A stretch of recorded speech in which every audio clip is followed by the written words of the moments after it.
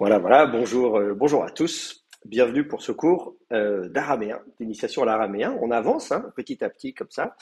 Nous sommes aujourd'hui le 25 mars 2025. C'est la fête de l'Annonciation. Et donc, j'ai répondu à une interview dans un magazine à propos de la fête de l'Annonciation, l'ange Gabriel qui vient voir Marie, etc. Et donc, à un moment donné, poser la question de savoir si on savait que c'était Marie, enfin, on savait que c'était chez elle, sa maison, etc., son tombeau, etc. Et donc je répondais aux journalistes qu'en fait c'est très compliqué, puisqu'en fait, d'abord les maisons en général, elles n'ont pas de boîte aux lettres avec le nom de la personne dessus. On a des ossuaires, effectivement, où là, souvent on met le nom de la personne quand même sur l'ossuaire, mais que justement, sur les ossuaires connus à l'époque, une femme sur quatre s'appelle Marie. Donc voilà, c'est un prénom super populaire. Il n'y a pas une telle popularité dans les prénoms masculins. Il y a des prénoms très populaires où il y a un homme sur 10 qui va s'appeler, je ne sais plus d'ailleurs quelles sont les statistiques de prénoms, mais ouais, genre, les prénoms genre Simon, Yohanan, enfin des trucs comme ça, ils sont très très connus. Mais pour ce qui est des femmes, là, c'est vraiment très limité. C'est Marie, Salomé, des choses comme ça. Shlomo là, bon, enfin bref. Alors du coup, Marie s'appelle Marie. C'est vrai que les gens qui lisent la Bible, ils ont l'impression que Marie, c'est un nouveau prénom dans le Nouveau Testament. Alors je suis obligé d'expliquer qu'en fait non, c'est le prénom Myriam, que c'est le même prénom que Myriam, la sœur de Moïse, donc dans l'Ancien Testament, et que d'ailleurs tous les prénoms du Nouveau Testament, pratiquement tous, enfin tous ceux qui sont d'origine sémitique, se retrouvent déjà dans l'Ancien Testament, mais sous des formes différentes. Vous voyez, on va parler de Jacques, le frère de Jésus, mais c'est Jacob, c'est Jacob, donc c'est le même prénom que Jacob en hébreu, donc il y a souvent une prononciation un peu différente, mais en fait tout ça c'est des prénoms qui existent. Et donc c'est le cas aussi de Marie qui s'appelle Myriam.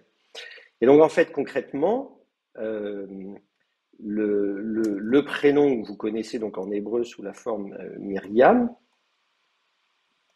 non pas avec de rêche, Myriam, je vais écrire plus gros quand même, voilà. Donc oula, Myriam. Vous allez le trouver écrit comme ça en hébreu. Il se décompose en deux parties. Ça, vous allez trouver tout ça chez Note. Si vous regardez, si vous regardez chez Martin Note, il a c'est, Israeliti Personennamen, un truc comme ça. Il a donc un livre très complet sur le nomastique des noms bibliques. Mais effectivement, euh, dans le cas de Myriam, on s'est posé la question de savoir comment il fallait le décomposer. Est-ce qu'il faut décomposer le même au début, en disant, voilà, on a même d'un côté ici, et puis la racine room de l'autre, ce qui n'est pas super, ce qui est pas super comment dire, concluante, ou bien est-ce que en fait, ce que d'autres ont proposé, moi j'en ai reparlé aussi parce que dans ma thèse de doctorat, j'ai parlé d'un ange déchu qui s'appelle Yomiel et donc ou Yamiel, et donc avec le dieu Yam et Yom, et donc en disant que Yam c'est le dieu de la mer, on le trouve à Ougarit, et que donc à la lumière des découvertes ougaritiques, il faut le considérer comme étant deux parties, Mar d'un côté et Yam. Et donc Mar, c'est le titre Seigneur, et vous l'avez en araméen, pas en hébreu. Mar en hébreu, on n'a pas, mais Mar en tant que titre Seigneur, on l'a en araméen.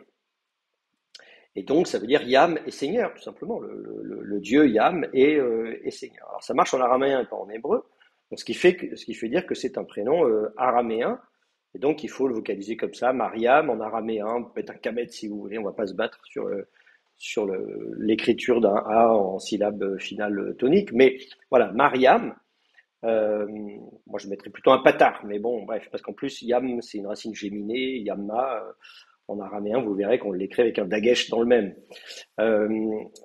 Et donc, Mariam, ou Mariam si vous voulez, ça donne le prénom Marie, et pas le prénom Myriam. Alors le même à la fin, il tombe probablement en transitant par le grec, parce qu'on n'aime pas les finales M en grec, et donc souvent comme ça elle tombe. Et donc ça donne Maria tout simplement. Et puis ensuite Marie en français, parce qu'en français non plus on n'aime pas les finales en A, donc on fait tomber toutes les finales. Donc voilà. Et alors la question, c'est si c'est Mariam, pourquoi on a Myriam en hébreu? Eh bien, en fait, ça fait partie d'une caractéristique de l'hébreu que vous n'avez pas en araméen, c'est que c'est ce qu'on appelle le A entravé. C'était le A entravé, c'était Jean Marguin qui disait ça en tout cas. Je ne sais pas si c'est une nomenclature classique, il faudrait regarder comment les autres grammairiens appellent ça. En tout cas, nous, on a une tradition française. Pour les aramaïsants, on parle du A entravé, qui est donc un A, oh là j'écris très gros là, bon c'est pas grave, qui est donc un, je vais essayer d'écrire un peu plus petit quand même, donc qui est un A bref en syllabe initiale fermée atone. Voilà, il est très compliqué tout ça, hein. Donc un A il est bref, donc c'est un A bref et pas un A long. Il est en syllabe initiale, donc c'est la première syllabe. Il faut qu'elle soit fermée, donc consonne, voyelle, consonne, et atone, ça veut dire qu'elle n'a pas l'accent. Donc, si vous avez ces conditions qui sont réunies, elles sont des conditions cumulatives, eh bien, le A, il va devenir un I en hébreu. Et donc, c'est pour ça que vous avez Mariam qui devient Myriam en hébreu. Le A de Mariam, ici, vous voyez, on est en syllabe, c'est un A bref, il est en syllabe. Si c'était un A long, il passerait O en hébreu. Vous savez, le A long primitif, on l'a vu, c'est le déplacement cananéen, il devient O en hébreu.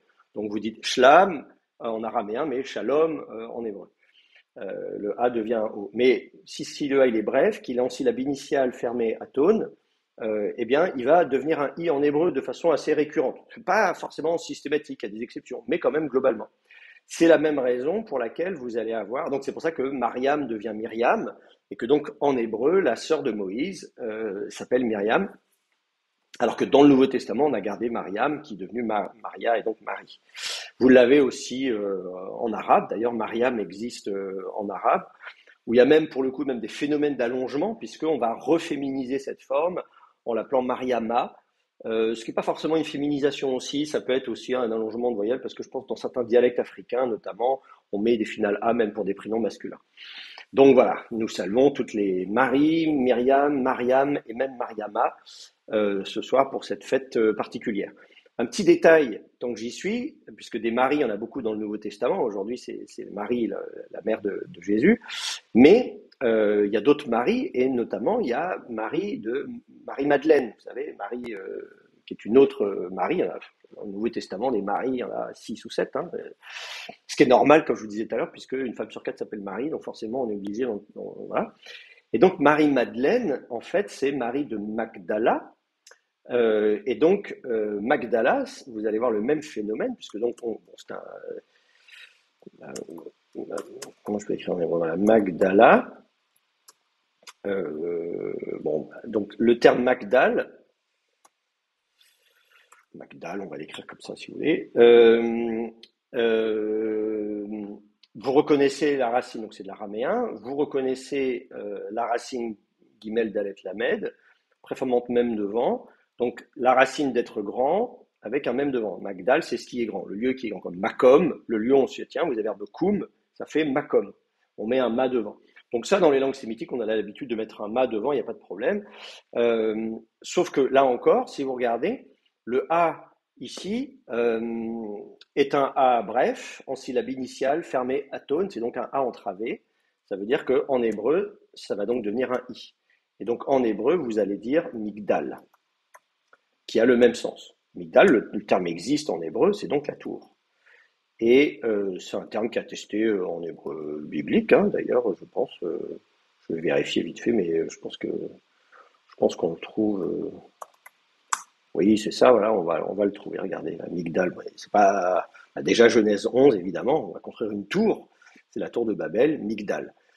Donc là, c'est Migdal Bavel, hein, la tour de Babel. Alors aujourd'hui, il y a Migdal Eiffel. Hein, c'est en hébreu moderne, hein, on a toujours le terme Migdal, donc Migdal Eiffel, la tour Eiffel. J'y suis allé là récemment avec ma fille qui a fêté ses 5 ans, c'était merveilleux. Bref, et donc du coup, voilà, Magdal devient Migdal, et c'est pour ça qu'on va donc dire Marie, donc Magdala, et non pas Migdal, mais Magdal, Magdala, avec le A final qui peut être soit une forme féminine, soit une forme emphatique. Et c'est plutôt une forme féminine à mon avis. Et donc, Marie de Magdala, c'est Myriam de Migdal, hein. Enfin, vous voyez ce que je veux dire. Là, on voit bien la différence entre l'hébreu et l'araméen. Donc, on voit que c'est des langues très proches, mais on voit aussi les petites différences de prononciation. Et ça nous rappelle aussi, bien sûr, que tout ce petit monde-là en Galilée parle araméen. La langue maternelle de Jésus, c'était l'araméen. L'hébreu se maintient comme langue vivante en Judée, à Jérusalem, etc. Mais même là-bas, il y a quand même une grosse influence de l'araméen. C'est évident. Et on en avait parlé au début du cours, puisque l'hébreu est influencé par l'araméen. On le voit très bien, typiquement dans l'hébreu mishnique. Je vous dis, il y a des finales avec nunation, unimation, etc. Donc je ne vais pas revenir là-dessus. Mais voilà, ça vous parle un petit peu du prénom Marie et donc de ce qu'on peut en savoir en lisant l'Évangile et de comprendre le contexte araméophone de la Bible, du Nouveau Testament en l'occurrence. Voilà. Alors je vois des questions. Ouh là là, des questions. Il n'y a pas le prénom Meriem. Alors oui, alors effectivement, mais ça c'est parce qu'en arabe, c'est des variantes dialectales. Le A, dans certains dialectes d'arabe, donc du nord de l'Afrique, hein, du Maghreb, le A bref devient un E. Donc c'est pour ça que vous allez avoir Meriem. En fait, c'est Mariam. Et à l'écriture, dans la graphie en arabe, ce sera écrit avec un A. Mais c'est juste que le A est prononcé E. Vous savez, c'est des différences de prononciation dialectale. C'est comme en français, vous allez dans le nord de la France, les A se prononcent O. On va dire un ga au lieu d'un A. Mais ça s'écrit quand même avec un A. Donc l'orthographe est la même, mais après, vous voyez, c'est la différence entre la phonologie et la phonétique. D'un point de vue phonologique, c'est un A bref, mais la réalisation phonétique du phonème A, bon, voilà, selon où vous allez avoir un E dans certains dialectes. Après, je ne suis pas spécialiste de dialectologie arabe, hein, donc si je dis des bêtises, c'est normal. Chacun son truc. Moi, voilà, j'ai des collègues très compétents pour ça. J'ai repéré, moi, au cours de mes pérégrinations dans les pays arabes, qu'effectivement, il y a des dialectes comme ça. Voilà, bref, avec des chutes de voyelles aussi, etc. C'est très intéressant, hein, enfin bref, je ne vais pas rentrer dedans parce que c'est pas un cours d'arabe, mais voilà, il y a évidemment des différences. Et puis alors ensuite, d'autres questions. Est-ce qu'on voit une tour dans la ville de Magdala actuelle? Alors, Magdala, il y a un site archéologique, effectivement, qui a été fouillé récemment, quand je dis récemment, non, ça date quand même déjà, il y a, je crois, une quinzaine d'années, un truc comme ça. Mais enfin, les fouilles ne datent pas d'il y a un siècle en tout cas, qui a mis au jour un forum, donc, enfin, une rue commerçante, alors pas de tour, hein, mais c'est une ville portuaire, hein, c'est au bord, il y a même il y a un accès pour les bateaux, tout ça. Alors, pourquoi il y avait une tour là-bas? Ça peut être une tour de guet, ça peut être, je sais pas, un truc comme ça. Enfin, on pouvait imaginer qu'il y avait tout un tas de choses. Il y a une synagogue qui a été retrouvée là-bas. C'est très intéressant parce qu'il y a une synagogue qui date du 1er siècle. Donc c'est une des toutes premières synagogues, il n'y en a pas beaucoup, hein. C'est la naissance des synagogues, hein. Pour ce qu'on en sait, les synagogues, elles sont inventées au 1er siècle avant notre ère. Donc, et donc c'est intéressant parce qu'on a retrouvé là-bas notamment du mobilier et notamment le coffre. Super intéressant, l'hôtel, hein, si vous voulez, là on va poser les trucs, etc. Avec une ornementation, il y a de l'iconographie. Vraiment, c'est très classique. Vous allez trouver une menorah, vous allez trouver, enfin, l'iconographie classique du judaïsme du tournant de notre ère. Euh, mais voilà. Donc allez à Magdala si vous avez l'occasion. C'est mignon comme tout. Et puis le lac de Tibériade, c'est magnifique comme endroit. Bon, voilà. Après cette petite pause d'araméen, de judéo-araméen galiléen du tournant de notre ère sur le nomastique, on peut reprendre notre texte si ça vous intéresse. Ok, hop, on y va. Donc, on va retourner dans Genèse 37. Alors, donc on en était au verset 2. Voilà, Ilen Toldat Yaakov Yosef Bar Shva Asre Shnin Hava. Et donc on en était à Hava et on a discuté le verbe être, hein, donc le verbe Hava, le verbe être. On a discuté du tétragramme, on a discuté de la préformante lamède à la troisième masculin singulier du dictol, enfin du dictol, pas du dictol, on va dire l'inaccompli en araméen parce que ce serait du yactul et pas du dictol, mais etc. Avec la difficulté bien sûr de ce verbe un peu particulier. Et puis donc on continue la lecture du texte. Alors ensuite, donc on nous dit il est Hava Rae, donc il était Rae Alors là, c'est facile parce que vous avez le parallèle en hébreu, hein, c'est le but du jeu de prendre ce texte en hébreu, enfin du Targum. Vous avez donc l'hébreu juste à côté, je vais mettre à la même taille peut-être. Et donc vous avez Roé, donc là c'est pareil, vous voyez l'équivalent entre l'hébreu et l'araméen. En hébreu, vous avez Roé, parce qu'en fait la voyelle primitive est un halon. Et donc l'araméen, le halon se maintient en araméen, vous avez un kametz. Mais en hébreu et dans les langues cananéennes, donc le halon devient un o, c'est le déplacement cananéen. Donc au lieu de dire ra-e, on va dire ro-e. Mais sinon, vous voyez, il n'y a pas beaucoup de différence. Donc vous avez le participe actif araméen, vous l'avez sur le paradigme que je vous ai distribué, donc ça, il n'y a pas de problème pour ça. Notez que là, dans le texte du Targum que j'ai, la finale est notée avec un yod, ce qui peut prêter à confusion, mais on en avait parlé déjà avec le Asrei, je crois, oui, c'est ça. Le fait d'avoir une finale en et avec une mère de lecture iode, ce qui prête à confusion pour nous, parce qu'on se dit, ah bon, mais alors c'est du pluriel construit. Non, en hébreu, tseriod, on se dit c'est du pluriel construit. Et là, donc, effectivement, c'est pas le cas. C'est vraiment du masculin singulier avec une voyelle et, euh, euh, mais qui est noté avec un yod. Alors, cette mère de lecture yod, ça, vous le trouverez en araméen plus tardif. Là, on a un targum, donc c'est tardif. Je pense que si vous regardez des textes judéo-araméens plus anciens, même à Qumran, tout ça autour de notre ère, vous n'aurez pas trop ça. Vous aurez encore une mère de lecture He, voire Aleph, euh, mais un Yod, pas trop. Ça peut quand même arriver. Il faudra vérifier ça. À Qumran, il y a aussi des phénomènes de double mère de lecture dans certains manuscrits. Donc vous pourriez avoir genre un Yod Aleph ou un truc comme ça. Mais bon, faudrait vérifier. Et, et donc pareil, si vous regardez des textes plus anciens, type donc Daniel Esdras, quoi, en araméen biblique, comme on dit, là pareil, vous n'aurez pas cette finale Tseriod. Ensuite, vous m'arrêtez parce que moi je parle tout seul là, mais si vous avez des questions, des remarques, vous me le dites. Je ne veux pas non plus vous perdre. Oui, moi j'ai une question. Oui. Parce qu'on dit d'habitude que le lamed E, en fait, c'est un lamed iode. Donc là, c'est pas la subsistance du lamed iode, du iode historique, c'est juste une mère de lecture. Ah oui, c'est très intéressant ce que vous dites. Bah oui, oui, exactement. En fait, c'est marrant parce que oui, on pourrait croire que c'est la survivance de la troisième radicale iode, mais non, je pense pas parce que justement on le voit apparaître dans les états tardifs de la langue. À mon avis, c'est plutôt une volonté justement de distinguer. Si vous voulez, si vous mettez un hé à la fin, euh, comment on peut le lire? Vous voyez, une mère de lecture hé, c'est un peu ambigu. Un yod, c'est moins ambigu. On sait qu'un yod, alors qu'un hé, on peut. Est-ce que c'est un a? Est-ce que c'est un et? Vous voyez, entre ra-e et ra-a, bah, ça s'écrit pareil sinon. Si vous prenez le paradigme,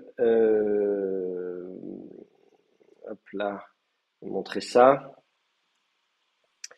Euh, euh, Ah bah oui, mais là je suis bête parce que c'est un paradigme du verbe fort, donc la question ne se pose pas. Il faut que je vous montre un paradigme. Il faut que je vous montre un paradigme d'un verbe faible. Euh, bon, je vais vous montrer ça vite fait. Troisième faible, verbe troisième faible. Tac, tac, tac, tac, tac. Voilà. Bon, là par exemple, si vous avez le verbe bana, voilà, typiquement, ou bna en hébreu, si vous regardez du côté du participe, vous allez avoir bané et bania. Ah oui, alors c'est vrai, en plus de ça, alors c'est vrai, autant pour moi, c'est vrai que là, on va retrouver, pour le coup, on va retrouver la troisième radicale iode qui va réapparaître comme forme de consonne. Donc le problème se posera pas. Le problème se posera pas, effectivement.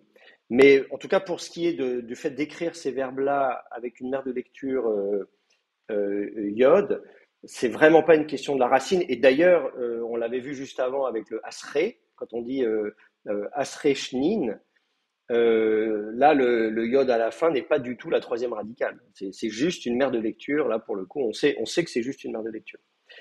Donc, effectivement, c'est intéressant parce qu'on pourrait croire que c'est la troisième radicale, mais en fait, c'est pas le cas. C'est vraiment juste une mère de lecture. Voilà, donc Rae im Ahohi, donc avec Ahohi, donc ses frères. On a déjà discuté de cette finale avec Av et Ar. Vous aviez Avouhi, vous voyez, là, ici, au verset premier. Et donc cette finale Ouhi ou Ohi, voilà, on la retrouve ici. C'est la même chose qu'en hébreu, je vous ai dit Av et Ar. Donc ce sont des termes en fait qui se construisent comme si c'était une troisième radicale Vav en fait, et donc ou comme si c'était un nom pluriel. Et donc on a cette forme particulière du pronom suffixe. Donc avec ses frères. Alors vous remarquez qu'en hébreu, souvent avec, vous avez deux prépositions im et et. Là, en hébreu, on a et et chav. En araméen, il n'y a pas ça. En araméen, vous avez im tout le temps, donc ça simplifie les choses. Ensuite, be'ana. Bah là, donc ici, vous avez donc le terme équivalent donc, au mouton, hein, le troupeau, le petit bétail, on va dire, qui est un terme très fréquent. Je n'ai pas grand-chose à vous dire, à part que ça doit exister en hébreu sous la forme on, euh, j'imagine. Je ne sais pas si c'est très attesté en hébreu. Je regarde dans la concordance. C'est un autre truc, mais non, on l'a ici. On ne l'a pas. Bon, je suis à peu près sûr de l'avoir vu, alors peut-être sous influence de l'araméen, je sais pas, mais j'ai vu dans des textes en hébreu, ou peut-être c'est dans des ostrakas. Je vérifie, mais peut-être si je regarde ça par ici. Euh, Peut-être ça s'écrit sans mère de lecture VAF, peut-être c'est peut-être comme ça qu'il faut regarder. Je vérifie ça tout de suite quand même, que je dise pas de bêtises. Non, je ne trouve pas. Bon, c'est pas grave. Et donc, voilà. Ensuite, Vehu Rave. Donc, euh, Im Vne Vilcha. Alors, ici, donc, du coup, vous avez le décalque hein, de l'hébreu, Vehu Nahar et Bne Vilcha. Donc, vous avez à peu près la même chose, avec la différence, effectivement, vous avez Nahar en hébreu, et que vous avez ici Ravé en araméen. Alors, c'est pareil, si vous regardez dans le cal, je vais vous montrer ça tout de suite.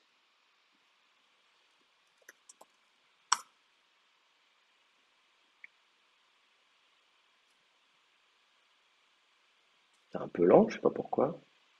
Parce que normalement, j'ai une bonne connexion Internet ici. Bon, je ne sais pas pourquoi c'est lent comme ça. Ah, ça y est, ça vient.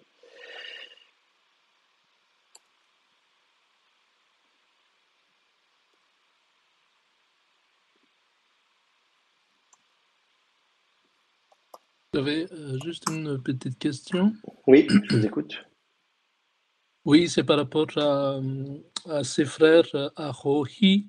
Oui, Comment on dirait son frère en araméen? Donc, si on a le ar, la racine, et on a le hi qui indique le pronom singulier, et comment on dirait son frère? oui, alors c'est une bonne question. Regardez ce qui se passe. Vous avez. Attendez. Voilà, ça va. Ah, bon. En araméen, et puis on va regarder le suffixe. Alors, mince, on n'a qu'une seule occurrence. Bon, on va regarder avec A, on aura peut-être plus de chance. Ah, voilà, c'est du pluriel. Hein. Là, ici, vous avez donc Avouhi, très bien, mais je cherche. Ah oui, mais parce que c'est Avaha. Bon, alors évidemment, alors attendez, je vais vous montrer. Peut-être ce sera mieux de regarder sur le cal. Je vais juste rechercher comme ça si on va vous montrer. Sinon, je vais vous montrer ailleurs, mais. Euh, euh,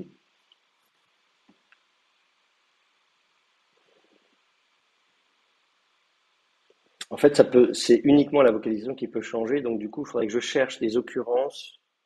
Je cherche. Ah oui, là, je vais regarder dans les Targum, c'est simple. Je vais regarder dans les Targum. Avec un peu de chance, je vais pouvoir vous montrer ce que ça donne. Donc, il faut que je fasse ça comme ça. Tac. Alors là, c'est toujours un peu compliqué de basculer d'un système d'écriture à l'autre.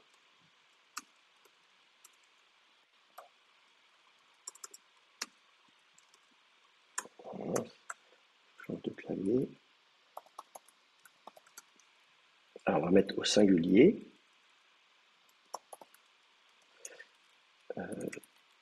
Suivi suffixe pronominal.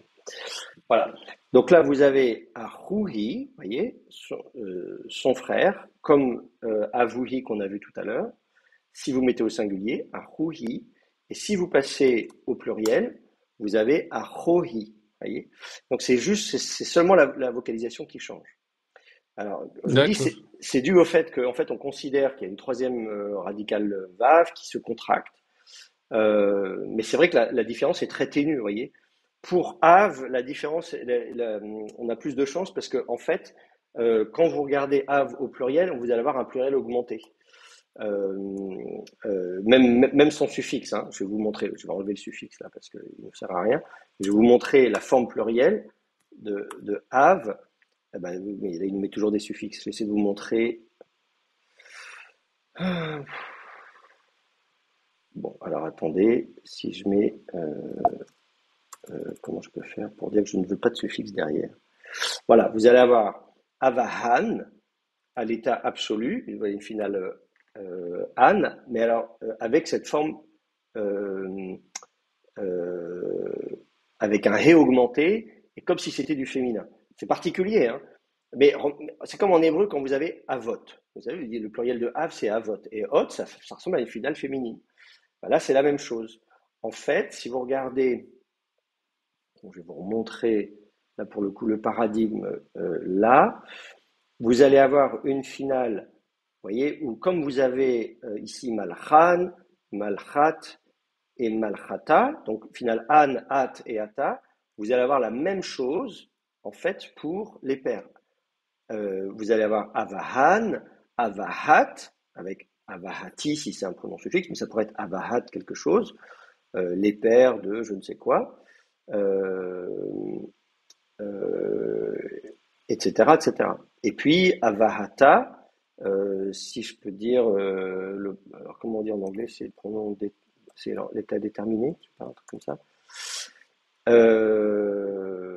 Mais non, là c'est construit, c'est pas déterminé. Bon, je sais pas si s'il y a une occurrence ou pas. Bon, c'est pas grave.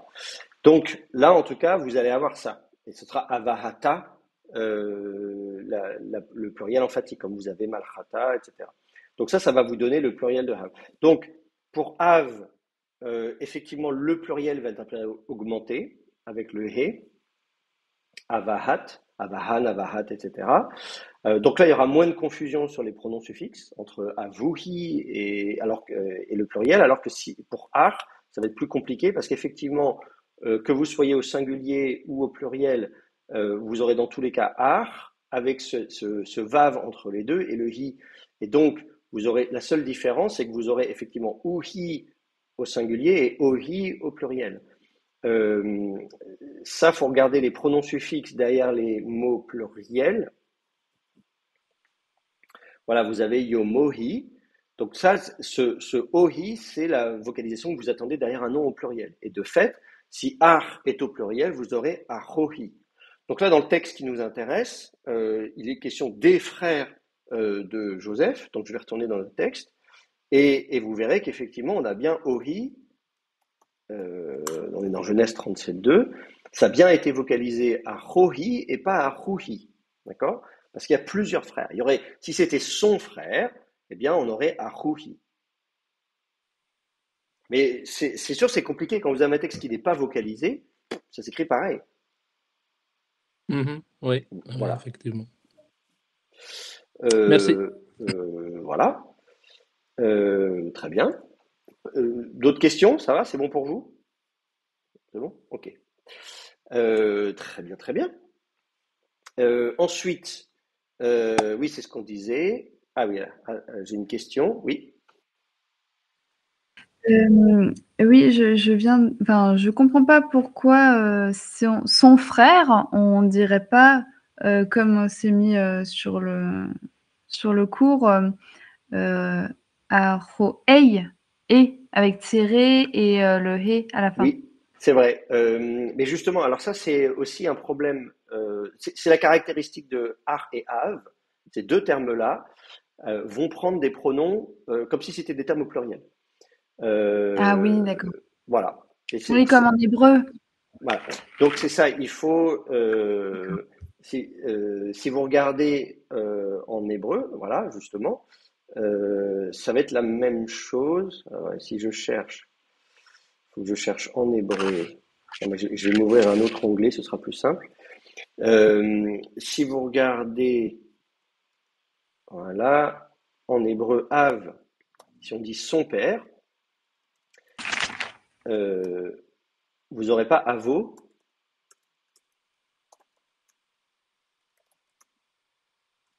La vaille. vous aurez Aviv. Vous voyez? Vive. Ah, Son vive. père, Oui, d'accord.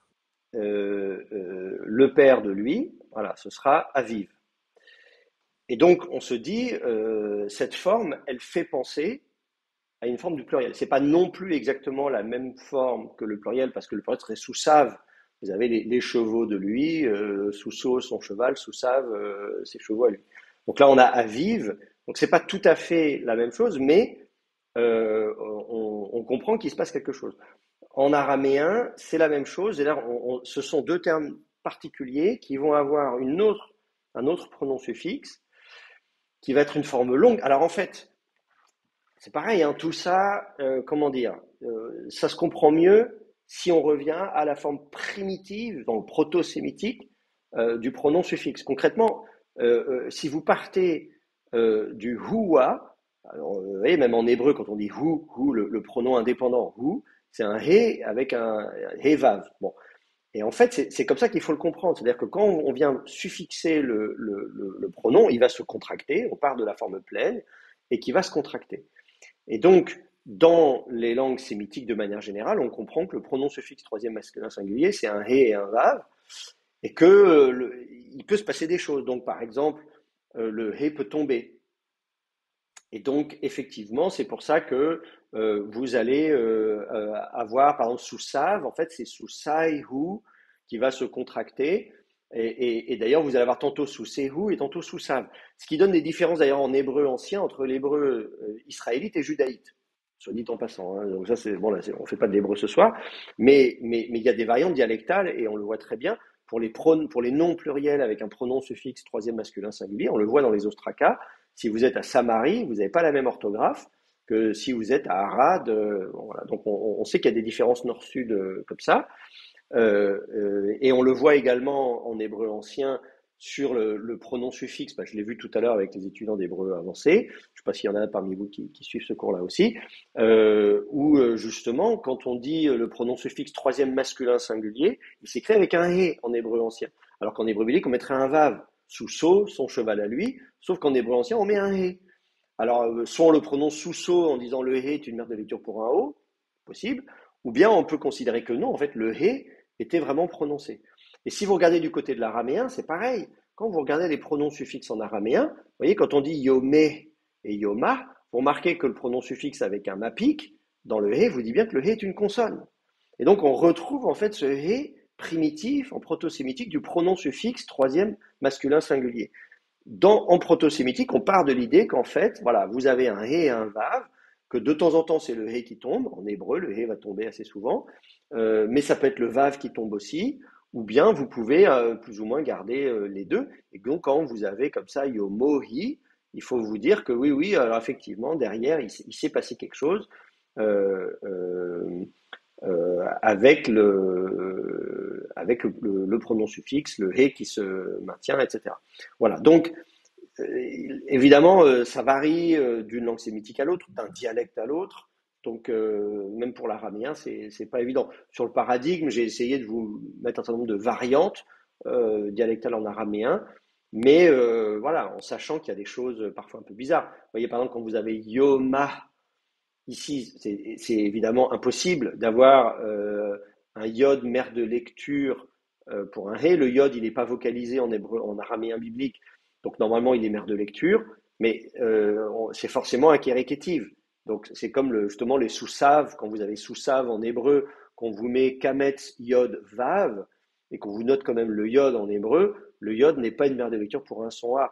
Donc, ça veut dire qu'en fait, le yod devait être prononcé comme une consonne, sous saiv, ou une sorte de triphtongue, et qu'il y a eu une contraction à un moment donné, et donc de aïe, on est passé à et ça a donné sous sev, ou si vous prononcez le vav comme un ouë en hébreu ancien, mais que voilà, vous avez le choix entre les deux prononciations, et que les massorètes, eux, ils avaient une tradition de prononciation sous sav, ou comme là, yoma, mais ils ont vocalisé un texte qui, lui, avait une tradition de prononciation où le yod se maintenait, soit sous la forme d'une diphtongue, donc yomai, avec une diphtongue et un hé derrière, ou pourquoi pas, ou bien une contraction en a, yoma, mais pas avec un yod du coup. Donc, ou yomé, si vous voulez garder le yod, ça fait yomé. J'ai dû mettre ça dans ma note 11, qu'est-ce que je dis? On attendrait yomaha, yomaya, effectivement, donc le yod qui va se maintenir dans la consonne. Et je renvoie à la note 9. Il s'agit d'un kérékétiv en araméen biblique. Le yod devrait indiquer une diphtongue et la vocalisation attendue serait yomaïr, parce qu'évidemment, les diphtongues en hébreu et en araméen, chez les massorètes, on va mettre une voyelle à petit tic, c'est comme les ségolés. Donc, de yomaïr, on met un petit i, voilà. Et je dis idem pour, qu'est-ce que je dis, les suffixes troisième féminin singulier et première personne du pluriel. Voilà. Donc ça, c'est typique des variantes. Donc là, on voit bien qu'on a plusieurs traditions avec est-ce que la diphtongue se maintient, est-ce qu'elle se contracte, si elle se contracte, ça devrait être se contracte en et si vous gardez le yod, sinon il ne faut plus noter le yod, etc. Donc ça, on constate comme ça qu'il y a plusieurs traditions de prononciation. C'est difficile de savoir exactement comment c'était prononcé, à quelle époque et dans quel endroit, sauf précisément quand on est justement dans les textes très anciens, où on voit le yod qui est maintenu comme une consonne à une époque où voilà, il n'y avait pas ces problèmes de vocalisation massorétique. Donc, en araméen, on est face à ce problème-là. Il faut bien sûr garder en tête que primitivement, vous avez le hé, ça c'est sûr, il y a la consonne hé qui se maintient, que vous avez donc que ce soit au masculin ou au féminin, et qu'ensuite vous allez construire dessus, et qu'il y a une différence entre donc masculin et autre singulier et pluriel, yomé au singulier et yomohi au pluriel, et qu'ensuite il peut se passer des choses. Et que, pour en revenir à notre texte, pour av et ar, vous avez donc une particularité, comme en hébreu, où ils vont se construire de façon un peu particulière. En hébreu, vous avez aviv, le père de eux, alors que et vous aurez avotav si c'est du pluriel, avot, le pluriel de av. Et donc en araméen de la même manière, vous aurez avuhi et ahuhi au singulier, donc des formes un peu particulières, et au pluriel, pour ar vous aurez ahohi, mais pour av vous allez donc ajouter le he, et ça va vous faire avaha, et donc avahat à l'état construit, et donc avahatohi, quelque chose comme ça. Oui, voilà, donc une forme un peu compliquée, mais qui est au moins facile à reconnaître. Voilà, je ne sais pas si ça répond aux questions. Oui. J'ai encore une question plus générale. J'ai l'impression que finalement, il y a beaucoup plus de variantes dans les textes araméens, avec beaucoup de variantes orthographiques, de variantes dialectales, que dans le texte hébreu, que dans l'hébreu biblique en tout cas. Oui. Est-ce que c'est lié à une normalisation du texte biblique à un moment donné Non, c'est lié. Variantes, oui, mais c'est surtout lié en fait, c'est surtout lié à l'ère géographique. C'est que l'hébreu est parlé dans une petite aire géographique. Concrètement, quand je parle de Samarie et Arad, vous voyez, on n'est pas très loin. L'hébreu ne s'étend pas au-delà de ça. La différence de l'araméen, c'est après l'explosion de l'araméen d'Empire, où il y avait donc une langue homogénéisée dans tout l'araméen d'Empire, il y a cette dialectologie qui se crée, et là on est à des milliers de kilomètres. Les gens parlent araméen à des milliers de kilomètres, et donc il va y avoir une dialectologie très très riche. Donc la dialectologie araméenne c'est énorme, et là pareil, on parle pas on parle pas du syriaque, etc. Mais donc effectivement l'araméen ayant été parlé dans une ère extrêmement grande, évidemment ça va faire que petit à petit il va y avoir des dialectes très différents. La même manière pour l'orthographe et même pour la paléographie, vous allez aboutir à des variantes de formes de lettres qui fait qu'on n'écrira vraiment pas du tout de la même manière selon qu'on est à Palmyre ou à Petra ou en Égypte, etc., etc. La forme des lettres va être effectivement très différente et donc on va pouvoir distinguer, avant même de lire le texte, la forme des lettres va vous dire où est-ce qu'on est. Vous n'aurez pas ce phénomène-là en hébreu, à part pour les Samaritains, par exemple, effectivement, qui eux vous aurez, vous voyez, donc souvent en hébreu, on va avoir deux dialectes. Je vous disais tout à l'heure, effectivement, entre l'hébreu du nord, l'hébreu du sud, ça fait deux dialectes différents. Voilà, l'hébreu, on va pas se retrouver avec une multiplicité de dialectes, parce qu'en fait, il y a peu de locuteurs dans une aire géographique assez limitée. Alors que pour l'araméen, vous allez avoir donc une langue qui va être parlée dans des endroits très différents, par des gens très différents. Voilà, donc il y aura une dialectologie très importante. Là, on fait du judéo-araméen. Bon, ça limite déjà un peu, mais là encore, c'est différent parce qu'effectivement, il y a du judéo-araméen oriental, occidental. Enfin, il y a quand même encore un peu la théologie. Donc, c'est sûr qu'effectivement, voilà, c'est sûr qu'effectivement, c'est un peu compliqué dès qu'on rentre dans l'araméen. On se rend compte qu'on est tout de suite exposé à une dialectologie assez importante. Et en plus, moi, j'essaie d'emblée de vous initier à cette dialectologie pour que vous puissiez naviguer dans différents textes. Voilà. J'aurais pu dire, voilà, je prends un dialecte et c'est tout, mais on ne serait pas allé très loin, ça n'aurait pas été très utile pour vous.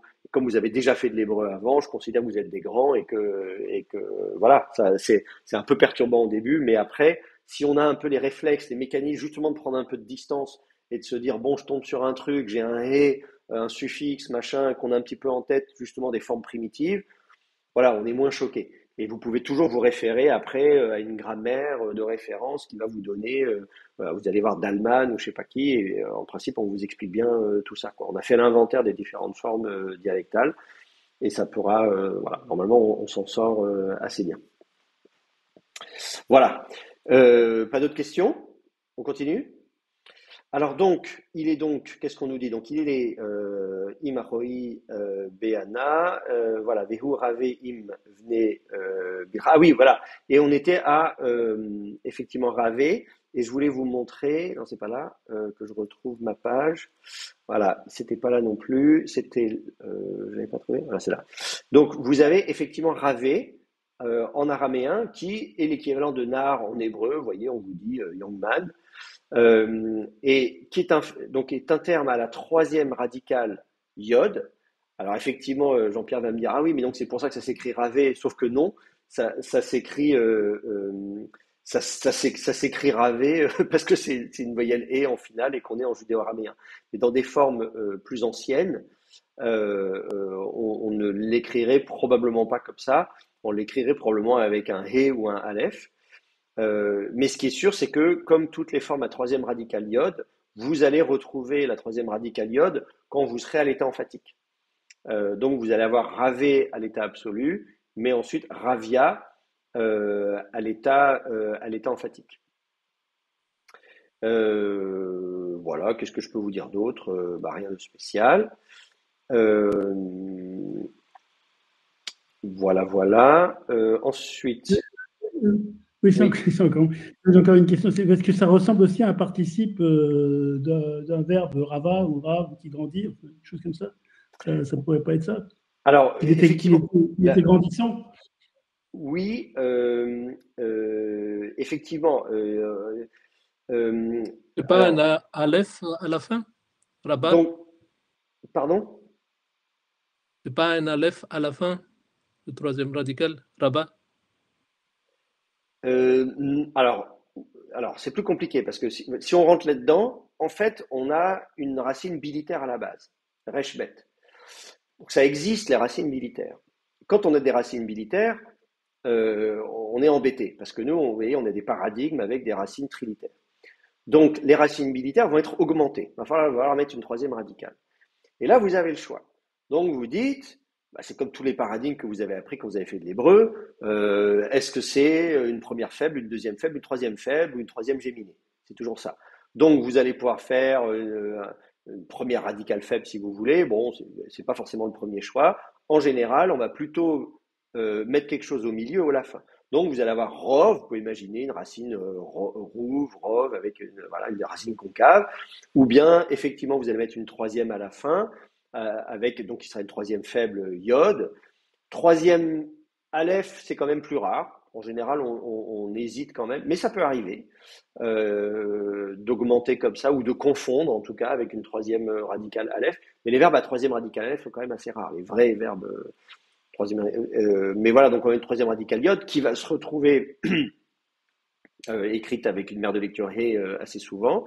Et puis bien sûr, vous avez la solution de géminer, d'imaginer une racine géminée, donc une racine resh bet bet, vous savez, comme, en tout cas en appuyant sur le bet, qui fait que comme vous avez savav en hébreu, et donc vous avez à chaque fois la possibilité de dupliquer soit la troisième radicale ou même l'ensemble des deux. En araméen, vous allez avoir, justement pour l'adjectif rav, vous allez redupliquer, vous allez avoir rav rav.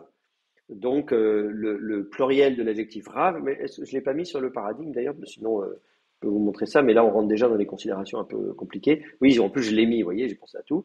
Si vous regardez rav, vous allez avoir rabba, donc le grand, à l'état emphatique. Et puis, sinon, vous allez avoir au pluriel, on va redupliquer, rav. Donc, ça fait rav, et puis la finale in, mais qui va évidemment faire chuter la prétonique. On est en araméen, on fait chuter la prétonique. Donc, on dit rav revin, rav revé, et puis rav revaya. Vous voyez, donc c'est un peu... voilà. On peut même aller encore plus loin parce que vous pouvez faire des noms postformantes an, et donc vous pouvez avoir le Ravrevan, et du coup au pluriel ça va faire Ravrevanine. C'est un truc, bref, donc bref, enfin voilà. C'est un peu compliqué, mais bon, voilà. Qu'est-ce que je peux vous dire d'autre? Voilà, donc là on va avoir le même. Donc effectivement, si on revient à la racine reshbet, qui est l'idée d'être grand, et donc de grandir, on comprend effectivement que le ravé, c'est celui qui est en train de grandir. Donc évidemment, primitivement, il est ravé, c'est-à-dire, évidemment, on l'analyse, mais ça, bon, c'est assez fréquent d'avoir des participes qui sont substantivés. On l'a aussi en hébreu, ça, il n'y a pas de problème.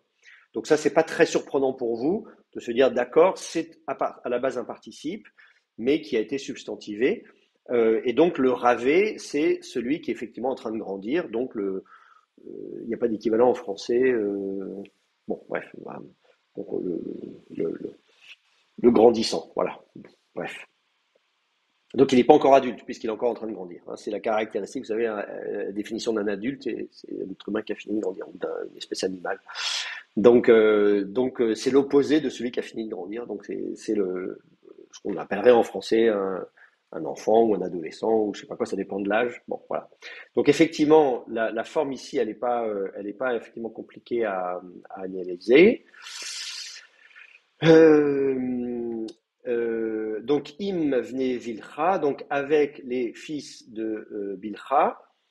Alors notez ici que fils. Vous vous souvenez qu'il y a normalement une différence importante entre l'hébreu et l'araméen. Je vous avais dit, c'est un des premiers trucs à regarder. Vous vous souvenez, c'est quoi la différence?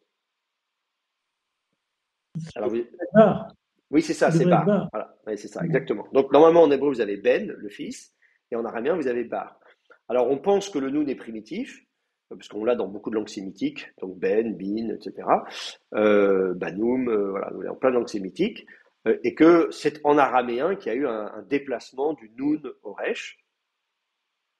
Et un élément qui confirme ça aussi, c'est que justement au pluriel, on retrouve le noun. Bon. Donc voilà, donc sachez-le, bar au pluriel va donner bnin en araméen, et donc bné à l'état construit. Alors bon, vous, ça vous choque pas parce que vous avez fait de l'hébreu, donc bné bilha, pour vous c'est l'autoroute, mais mettez-vous à la place de gens qui apprennent l'araméen sans avoir fait d'autres langues sémitiques avant, etc. C'est un peu bizarre. Ils apprennent bar, le fils, et on leur dit, bah non, en fait, au pluriel, c'est autre chose. D'accord, donc avec les fils de Bilha, et ensuite on nous dit, et ensuite Ve'im vne Zilfa, ou Zilpa, oui d'ailleurs, parce que normalement c'est mon texte dans lequel ils n'ont pas mis de dagesh léger dans mon texte, parce que la vocalisation n'est pas complète, c'est pareil, il n'y a pas le dagesh, il n'y a pas le shva qui est 100, etc. C'est une vocalisation partielle dans mon petit module. Ensuite, Neshe Avuhi, donc les femmes de son père. Alors, c'est pareil, c'est super intéressant d'avoir le pluriel Neché. C'est la même chose que ce que vous avez en hébreu. Là, vous avez Neché Aviv, là, en hébreu.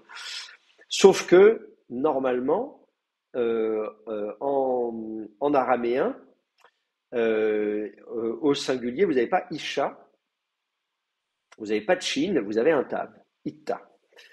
Et même Inteta, je vais vous montrer sur le cal, vous allez voir. Voilà, on va refaire une petite recherche. Je ne sais pas s'il faut regarder avec le nun ou pas. Si, voilà, j'ai bien fait. Voilà. Donc, normalement, vous voyez, ça s'écrit Inta et Inteta à l'état emphatique. Alors, effectivement, la racine, on sait que c'est Aleph, Nun, et une troisième radicale qui est avec une interdentale F. C'est pareil si vous regardez, normalement, même avec un bon dictionnaire d'hébreu, si vous avez que Lord Baumgartner qui vous fait de la, un peu de sémitique comparé, si vous regardez à Isha, qu'est-ce qu'il vous dit? Vous voyez, il est gentil. Il vous dit qu'en ougaritique, ça s'écrit avec un sa, voyez. Si vous regardez en arabe, unsa, voyez. Donc, ça vous permet de comprendre qu'en fait, en sud-arabique aussi, etc., etc. Donc, ça nous permet de comprendre que la racine primitive, c'est Aleph, Nun, et cette fameuse interdentale sa. Et qu'est-ce qu'on a dit sur cette interdentale sa?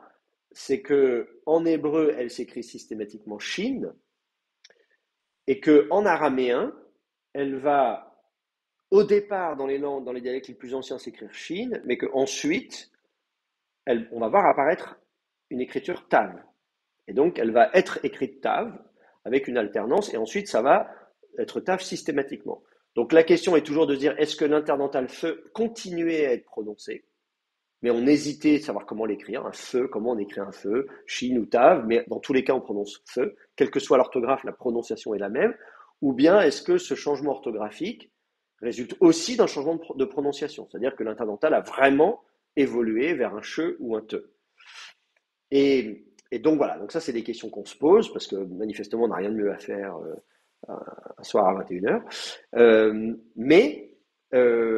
Ce qui est très intéressant, c'est de voir que donc alors même qu'en judéo-arabéen, typiquement, ça va être écrit inta, inteta avec un tav, et donc on se dit, bon, bah ça y est, on a oublié la prononciation interdentale, eh bien, au pluriel, on va retrouver le shin. Donc ça, c'est super intéressant. Vous allez avoir neshin, le pluriel, l'équivalent de nashim en hébreu. Vous voyez, d'ailleurs, il vous le dit là, je remonte que Lord Baumgartner, là, vous avez, si j'écris un peu plus gros, on vous dit le pluriel c'est nashim, en araméen neshin. C'est la même forme en fait, puisque donc au lieu d'avoir une finale im, vous avez une finale in, il n'y a pas de problème. Donc nunation, lumimation. Par ailleurs, en araméen, la prétonique tombe. Donc on ne va pas dire nashin, on va dire neshin, parce que la prétonique est tombée. Donc là encore, le pluriel neshin, si vous connaissez le pluriel nashim en hébreu, si je vous dis vous avez nashim en hébreu, ça donne quoi en araméen? Bon, bah vous dites bah oui, au lieu d'un même, je mets un nun, je fais tomber la prétonique et je tombe sur nashim. Donc c'est pas très surprenant, Mais là où c'est surprenant, c'est qu'on est habitué quand même à avoir justement la forme avec un tav.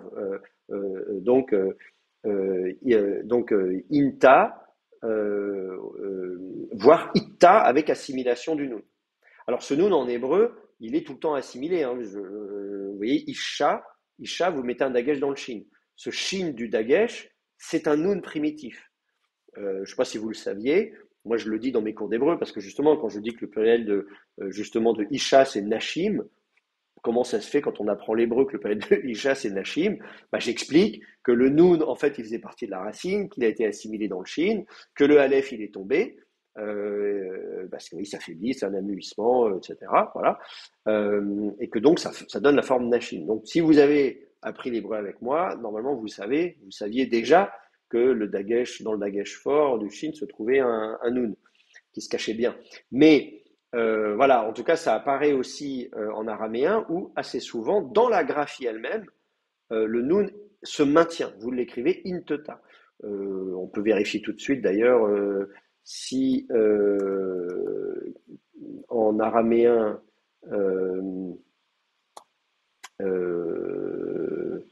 je ne sais pas si on est en araméen biblique. Là, parce qu'on n'a que Daniel et Esdras. Il n'y a peut-être pas beaucoup de femmes dans cette affaire-là. Donc, je ne suis pas sûr qu'on ait des femmes. Non, peut-être pas. Mais si vous regardez dans les Targum, du coup, je vais ajouter un autre module de Targum. Vous verrez. On va ça tout de suite. Si vous cherchez, du coup, le mot femme, alors, il ne le met pas. Pourquoi il n'écrit pas comme ça? Alors, il faut peut-être le mettre. Comment ils l'écrivent? Attendez, je vais regarder 2 secondes parce que du coup j'ai un doute. Comment ils mettent l'entrée dans le. Ah oui, Ita. Alors d'accord, ok, ils l'écrivent sans. Voilà, comme ça. Je vais quand même revérifier du coup en araméen biblique si par hasard ils ne l'écrivent pas comme ça aussi. Non. Ni avec un aleph. Non, il n'y a pas de femme. Donc, voilà. Donc, si vous regardez le Targum, là justement, vous allez voir les occurrences où vous avez donc itteta, où ici le nun n'est pas écrit, vous voyez, itteta, etc. Mais vous allez le voir écrit dans d'autres dialectes, à d'autres époques, avec le nun. Typiquement, vous avez des dialectes où le nun se maintient, mais il n'est pas prononcé. Et les Targum, je ne sais pas si on va trouver des. Attendez, je vais regarder si je peux mettre directement les lettres. Ce sera peut-être plus simple de mettre comme ça. Est-ce que je vais trouver quelque chose comme ça? Là, peut-être, avec un peu de chance. Tac.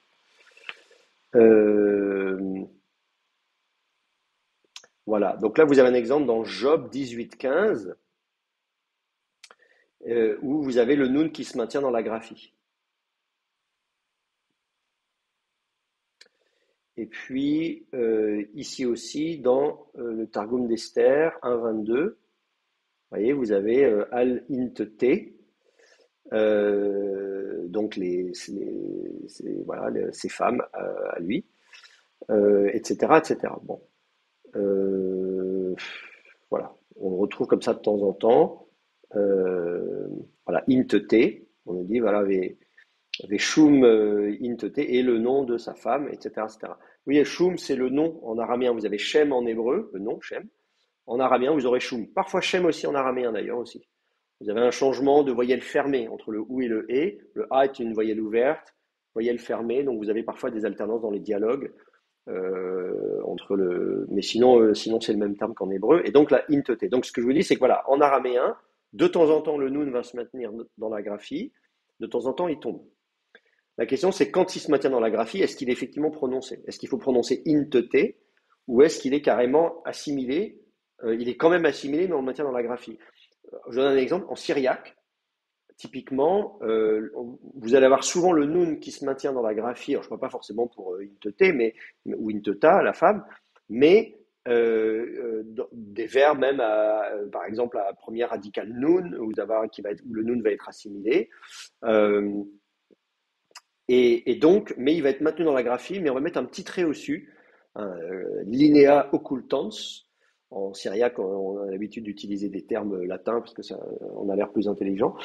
Et donc, voilà, un petit trait qui indique qu'il ne faut pas prononcer le noun. Je ne sais pas si je peux vous montrer ça ici. Est-ce que j'ai du syriaque? Moi, j'ai du syriaque, mais est-ce qu'il est vocalisé? Oui, très bien. Et alors, il faudrait regarder un mot. Mais bon, je ne veux pas non plus faire trop de syriaque là.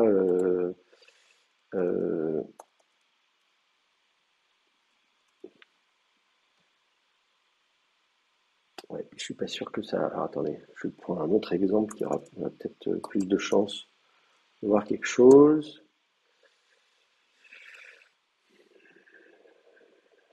Bon, là, non, je ne trouve pas d'exemple. Faudrait que j'ai pas d'exemple en tête. Bon, j'ai pas réfléchi à ça, mais en tout cas, voilà, croyez-moi sur parole. Vous avez ce petit trait au-dessus avec où on vous dit le noun, on l'écrit, mais il faut pas le prononcer. Voilà. Mais donc, pour revenir à notre interdental feu, il est quand même intéressant de noter que du coup, au pluriel, alors que vous aurez ita ou inteta au singulier, ou inta, enfin ita ou inta, et donc itteta ou inteta à l'état emphatique, eh bien, au pluriel, vous allez vous retrouver donc avec un shin. Et ça, c'est quand même assez impressionnant. Je me demande du coup, qu'est-ce qu'on nous dit là? Je suis en train de regarder, qu'est-ce qu'il nous dit? Oui, alors pareil, on nous explique en araméen ancien, hein, old araménique, comme on dit, vous avez, c'est écrit avec un shin, mais ça c'est normal. En araméen d'Empire, vous aurez aussi écrit avec un shin. Qu'est-ce qu'on nous dit? En médio-araméen, le noun est toujours écrit, et toujours en syriaque. Voilà, c'est ce que je vous disais, quand même, voilà, etc., etc. Et dans d'autres dialectes, il est assimilé au tav. Et donc on a un dagesh, etc., etc. Bon. Et on nous explique qu'en araméen christo-palestinien, il n'est pas écrit. Bon, très bien. Le pluriel, voilà, neshin, neshaya, y compris en syriaque. Parce qu'on vous écrit en syriaque, c'est un shin. Vous voyez, le petit truc au milieu, c'est un shin. Alors évidemment, bon, il faut penser à votre trident qui s'est un peu écrasé. Et donc en syriaque, le shin, il s'écrit un peu comme ça. Mais qu'est-ce qu'on nous dit? Voilà, bon, bref. Donc voilà, il faut retenir que au pluriel, vous allez le voir écrit avec un shin, et moi, je l'ai toujours vu écrit avec un shin au pluriel. Alors, je n'ai pas fait un inventaire de toutes les occurrences au pluriel, mais c'est quand même assez intéressant à noter. Et surtout à retenir. Et d'où se pose la question de savoir finalement, est-ce que l'interdental est resté prononcé suffisamment longtemps dans certaines conditions pour et qu'il y ait une évolution différente vers le tav d'un côté, vers le shin de l'autre. Peut-être justement la question de la prononciation de la voyelle avant, en syllabe ouverte. Voilà, il y a tout un phénomène comme ça qui expliquerait. Mais voilà, en tout cas, c'est ça qu'on a pour ce terme-là. Donc, qui est aussi un terme fréquent, bien sûr. Donc, il faut que vous le sachiez. Puisque j'en suis à parler de femmes et d'hommes, vous avez Enoch en hébreu, qui correspond à Enash en araméen. Donc ça, c'est aussi un terme que vous pouvez mémoriser facilement. Vous avez Enoch en hébreu, et le O en hébreu est un A long primitif qui s'est décalé vers le haut, alors qu'en araméen, il va se maintenir au A. Donc vous allez avoir Enash en araméen, et du coup, vous allez avoir à l'état emphatique Enasha, et parfois le Aleph devant va tomber. C'est comme pour le Neshin au pluriel, vous voyez. Donc vous allez avoir Nasha, alors que c'est pas du pluriel, hein, mais simplement l'état emphatique, et notamment l'état construit. Donc typiquement, quand vous avez l'expression fils d'homme, on va le voir écrit Bar Nasha. Bar, le fils, vous avez Enash, Enasha, donc vraiment c'est Bar Enasha, avec un Ratef Segol sous le Aleph, quelque chose comme ça. Et ça va, le Aleph va tomber. Donc ça va se contracter. Et vous le voyez même écrit parfois en un seul mot. Barnacha, est-ce que à Qumran on a déjà. Je me demande si à Qumran, on n'a pas déjà du Barnacha, mais je suis pas sûr. On va regarder ça tout de suite. Surtout si c'est noté, je sais pas s'ils auraient. Est-ce qu'on a l'expression Bnei Nacha, là, voilà, vous avez. Ah oui. Ouais, on a même, vous voyez, Bar Enoch, avec cette variante dialectale, donc le A qui se prononce O quand même. Ensuite, je peux mettre Bar, il faut le mettre au singulier, parce que sinon, il va me casser les pieds. Attendez, Bar, singulier. C'est un nom, il faut dire que c'est un nom. Et puis donc suivi de Enoch. Bon, c'est intéressant parce que c'est aussi une expression qu'on retrouve dans le Nouveau Testament, évidemment, fils d'homme, etc. Donc, voilà, on ne l'a pas beaucoup à Qumran. Voilà, les Varénaches, etc. Bon. Mais si vous regardez, du coup, dans les Targums, voilà, je me demande si on. Pareil, si on dit Bar et Nash,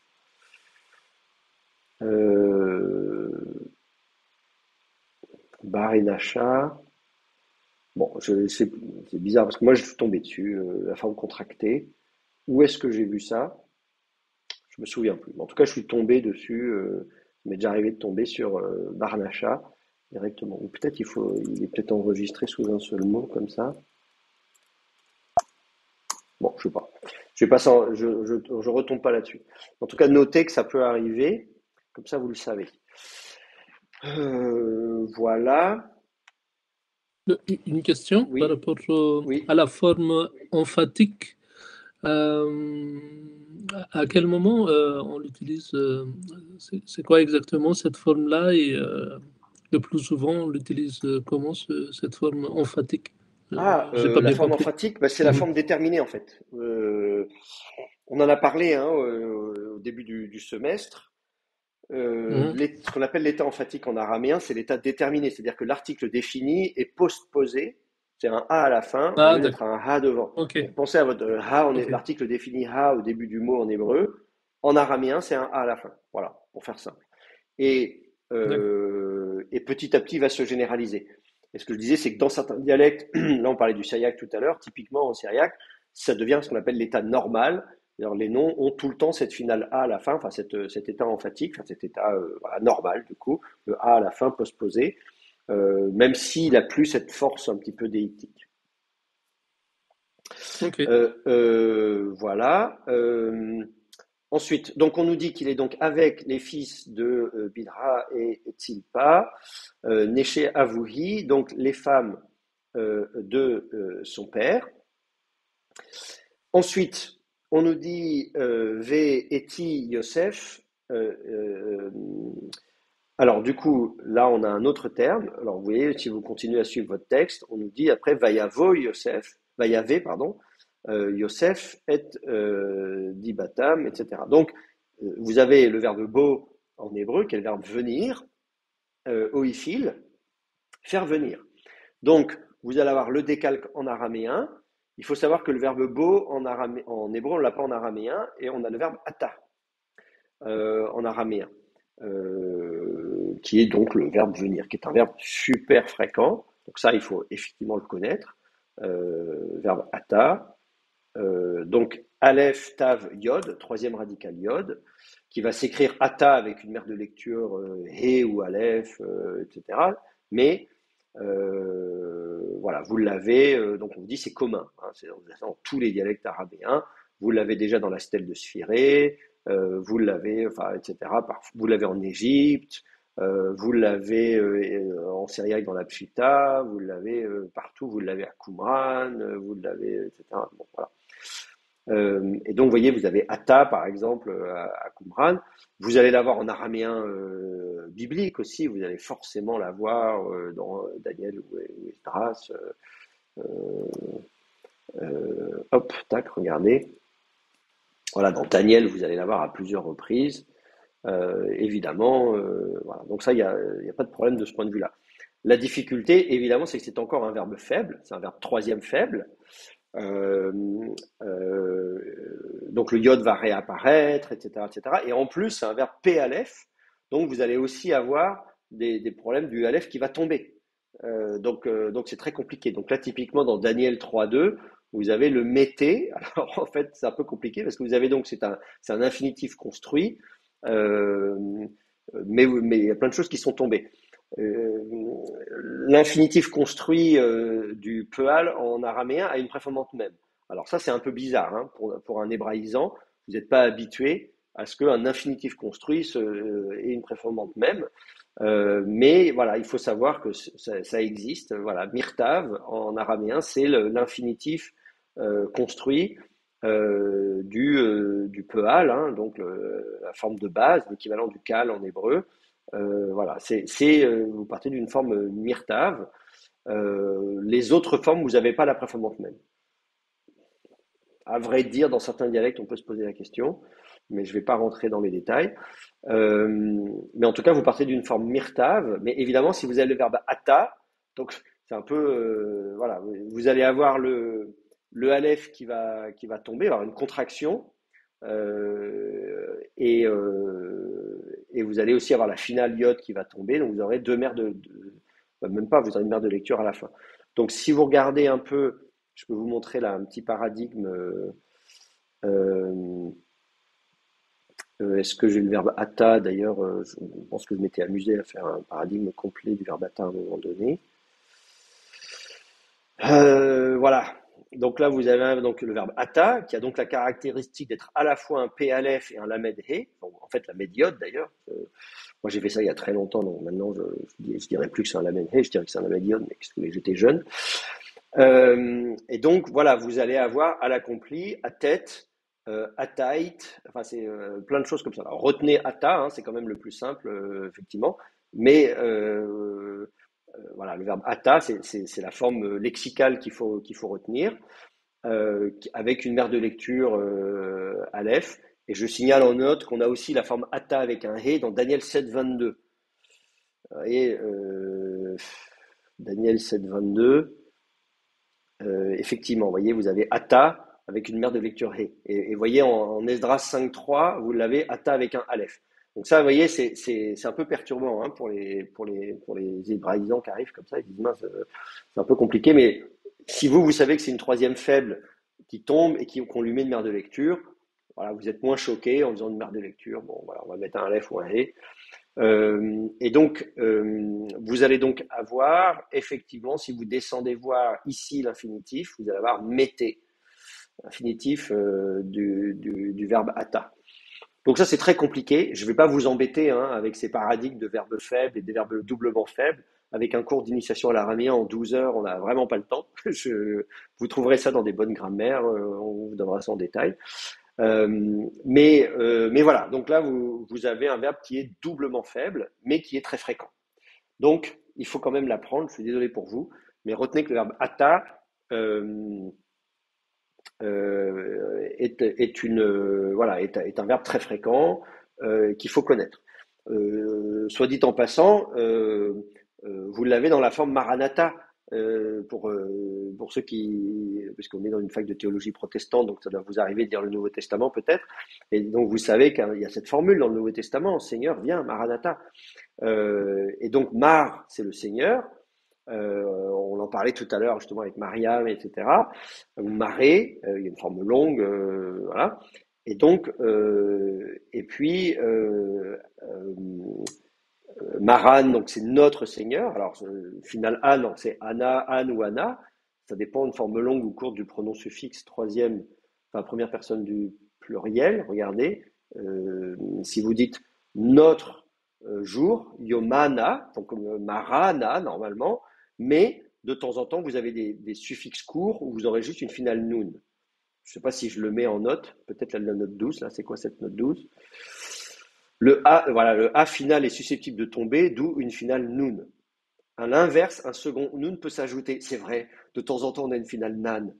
C'est très drôle. Voilà. Donc ça, je sais que, voilà, tout ça, c'est les dialectes araméens. Donc vous avez le choix entre yoman, yomana, yomanan. Ça, c'est des variantes dialectales en araméen. Bon. Donc, quand vous avez marana, donc c'est notre Seigneur. Alors si vous dites marana, ensuite ata, marana ata, notre Seigneur, il est venu, un truc comme ça, ou bien vous pouvez avoir une forme d'impératif, Marana, notre Seigneur, et vous allez chercher un impératif, voyez, où normalement le Aleph, bon là il se maintient, mais il a un shva, donc il est susceptible de se contracter, de tomber. C'est comme je vous disais, les barnacha là, bar et nash, barnacha, donc maranatha.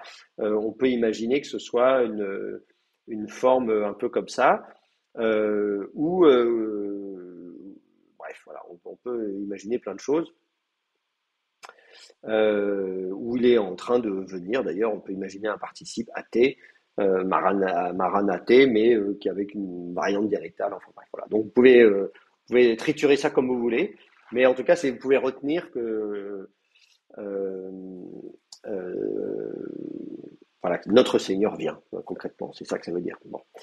Euh, Évidemment, ça peut être du vocatif. Toi, oh notre Seigneur, nous souhaitons que tu viennes. Oui. Les paradigmes que vous montrez là, c'est des paradigmes que vous avez faits. Ils sont pas accessibles. Ils sont accessibles sur votre site ou... Non, non, ça dans tous les. Ben, j'avais pensé à en faire un bouquin à un moment donné, faire un manuel d'araméen, etc., un truc assez complet, parce qu'en français il n'y a pas grand-chose. Donc, je suis pas sûr qu'on ait d'ailleurs tous ces paradigmes en français. Je suis pas sûr que. Qu'est-ce qu'il y a en français? Il y a Rosenthal, et puis il y a quoi d'autre en français, hein? Je pense qu'il y a voilà. Donc il n'y a pas grand-chose en français. Après les paradigmes. Est-ce qu'on les trouve chez Dalman? Je sais pas. En tout cas, moi, je me souviens que j'avais beaucoup bossé pour faire ces paradigmes. Donc, en plus, en relevant les variantes orthographiques, etc. Donc, je suis pas sûr que même chez Dalman, je suis pas sûr que même chez Dalman, ça existe. Bon, quand même, il y a quand même beaucoup de choses, hein. Attendez, je vais juste regarder Dalman vite fait. Il y a quand même beaucoup de choses chez Dalman. Euh, Par exemple, si je dis les verbes troisième faible, ouais, il a quand même. Alors, il apprend la prasa, c'est très bien. Euh, bon, Rama, etc. Ouais, voilà, il a pas le verbe, il a pas, je vois pas de conjugaison du verbe ata. Non, non, c'est sûr. Alors, moi, je suis pas le premier d'ailleurs à avoir fait ça. Il faut dire que, quand même, Ursula Schattner, qui était ma prof d'araméen, elle avait déjà aussi beaucoup travaillé des choses comme ça, hein. Moi, je me souviens qu'on a. Donc, et je me demande si elle-même, d'ailleurs, elle n'avait pas dans l'idée de publier. Elle a peut-être publié, alors il faudrait vérifier si elle n'a pas Je crois publié. pas. Elle a publié juste sa thèse, quoi, avec des éléments de grammaire au devant, mais pas grand-chose. Oui, ça, je me souviens de sa grammaire d'aramien biblique parce que je l'avais aidé à l'époque. Elle me remercie d'ailleurs. C'était quand j'étais son étudiant. Je crois que je l'avais aidé à faire les index ou je sais pas quoi. Enfin bref. Mais oui, oui, ça, je me souviens de sa petite grammaire d'araméen de Qumran, hein, si je me souviens bien. Bon, enfin bref, voilà. Donc oui, effectivement, on manque un peu de matériaux. Il faudrait que je prenne le temps de finaliser tout ça.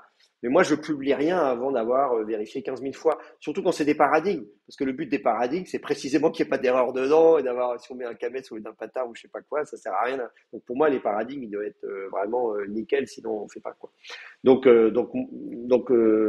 voilà. Écoutez, oui, c'est vrai. Merci de me le rappeler. Il faudrait peut-être que je m'y mette et que je fasse que je les publie, que je les mette en ligne. C'est pas pour gagner de l'argent, hein. Je vois pas qui achèterait ça de toute façon, mais donc je les mettrai effectivement volontiers en PDF sur mon site internet. Mais pour ça, il faudrait vraiment que tout soit bien calé, quoi. Voilà. Donc revenons-en à nos moutons. Où est-ce qu'on en... Voilà. Donc le verbe ata, il vient et on nous dit que ah oui, donc il faut que je ressorte. Bah, du coup, oui, c'est ça, les fameux paradigmes là, du verbe ata. Euh, euh, et donc, normalement, vous avez ata vocalisé comme ça, il vint, et ensuite, euh,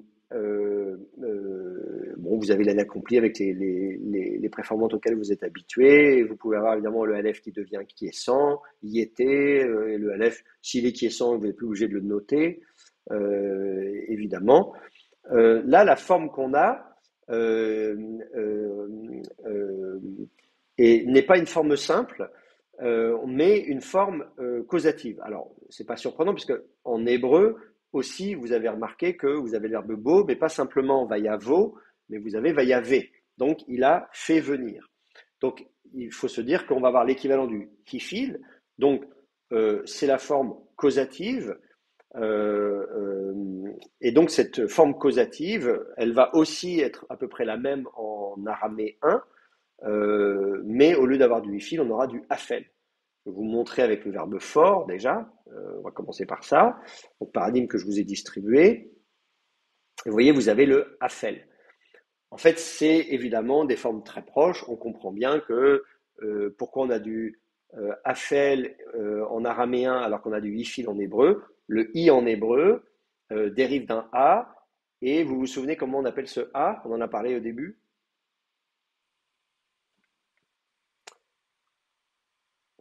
Non, vous avez déjà oublié. C'est un a entravé. Et le a entravé, alors c'est quoi les conditions cumulatives? Il faut qu'il soit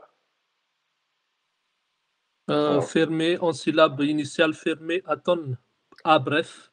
Alors, a bref, syllabe initiale fermée atone. Fermé. Ouais. Très bien. Et donc, effectivement, donc voilà, il se maintient comme étant a en araméen, mais il va devenir un i en hébreu. Bon, voilà, c'est pas une très grosse différence.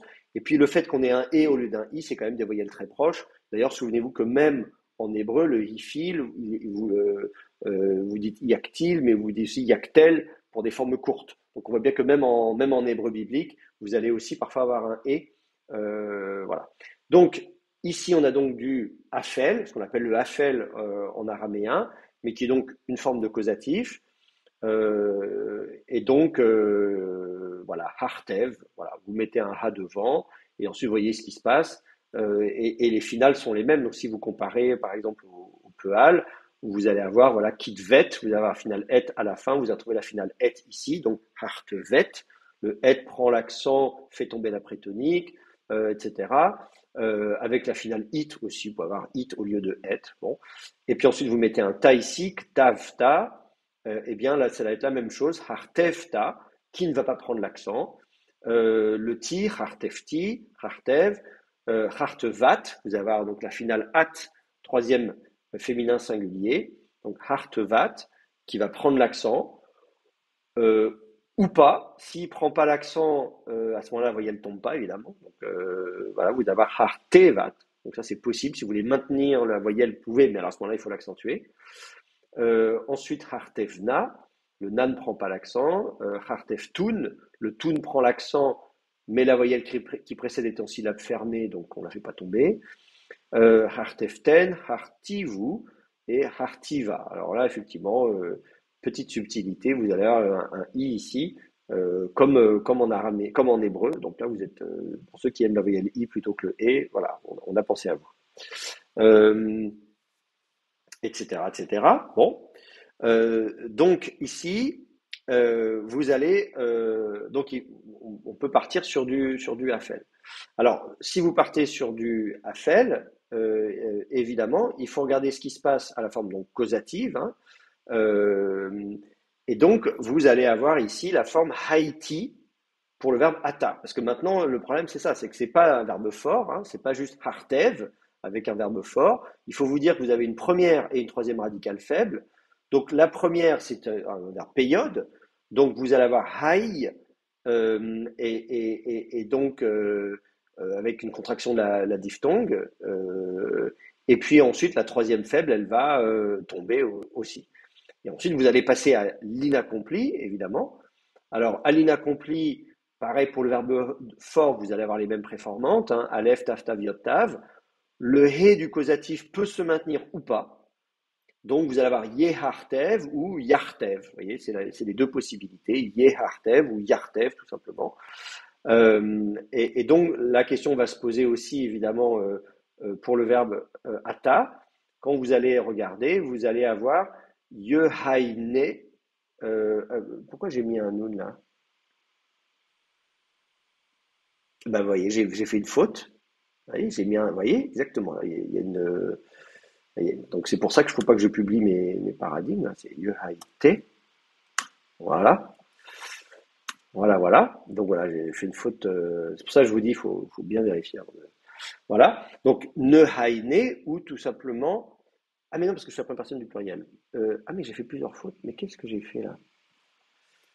J'ai fait plusieurs fois la faute. C'est parce que j'ai dû faire du copier-coller. Voilà. Donc vous allez avoir ye haïté, ou bien tout simplement, vous allez pouvoir, si le hé tombe, ça va vous donner yaïté, qui peut donner yété. Voyez.